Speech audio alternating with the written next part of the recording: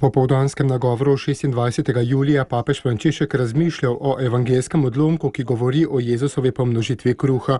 Apostoli so ugotavljali, da 5000 ljudi ni mogoče nahraniti, niti v primeru, da bi med njimi imeli priložnostno nabirko, s katero bi nato kupili hrano. Njihova miselnost je bila tržna, Jezus pa jo nadomesti z miselnostjo daru. Takšen je bil deček, da na razpolago svojih 5 hlebčkov kruha in 2 ribi. Apostoli posedajo množico, Jezus vzame kruh in ribi, se Bogu očetu zahvali in jih razdeli.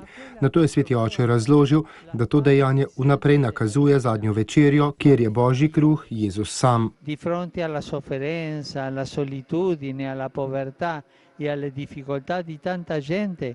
In kaj lahko storimo mi, ko se soočimo s trpljenjem, osamljenostjo, revščino in težavami tolikih ljudi? Z godrnjanjem ne bomo ničesar rešili, lahko pa ponudimo tisto malo, kar imamo, kakor deček iz evangelija. Prav gotovo imamo kakšno uro časa, kakšen talent, kakšno pristojnost. Kdo med nami nima svojih 5 hlebov in 2 ribi? Vsi jih imamo.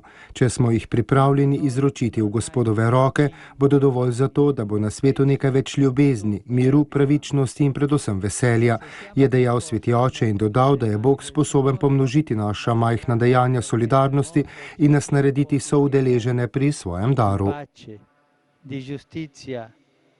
E soprattutto di gioia.